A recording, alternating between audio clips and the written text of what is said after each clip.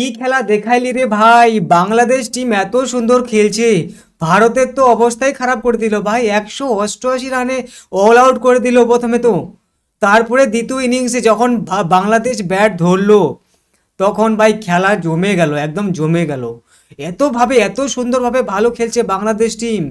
যেমন ওয়ার্ল্ড কাপে বাংলাদেশ টিম যেমন পারেনি ভারতের সাথে, তবে তার বদলা নিল মনে হয় আন্ডার 19 এশিয়া কাপে। আন্ডার 19 এশিয়া কাপে ভারতের বদলা নিল। বাংলাদেশে যেমন খেলা হয়েছিল ভাই, কি খেললো ভাই! এরকম খেলা অনেক কম দেখা যায়, এত সুন্দর খেলছে। বাংলাদেশের টিম আর ভারতের টিমের মধ্যে অনেকটাই পার্থক্য আছে, তবে বাংলাদেশি বলার যে আছে, বলারগুলো যে আছে, এত বলারগুলো ভালো বল করলো, ভারতের সমস্ত ব্যাটারগুলোকে একদম কুপোকাত হয়ে গেল। তবে যথেষ্ট ভালো খেলেছিল ইন্ডিয়ান ব্যাটসম্যানে মুরগান ভালো খেলে 74 বলে 62 রান করেছিল।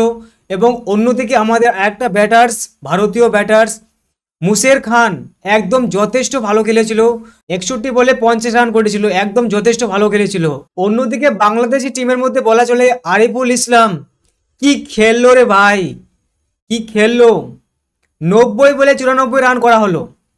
একটা প্লেয়ারই যথেষ্ট ম্যাচ জেতানোর জন্য। বাংলাদেশ টিমের মধ্যে যে একটা প্লেয়ার যা খেললো, আর কিছু রানের জন্য সেঞ্চুরি হলো না, তবে সেঞ্চুরি হয়তো করে ফেলতো যদি আরেকটু রান ভারতের থাকতো। তবে 188 রান খুবই কম হয়ে গেছিল ভারতের টিমের পক্ষে। তবে খেলার মধ্যে তো অনেক কিছু চলতে থাকে, যেমন কেউ হারে কেউ জিতে।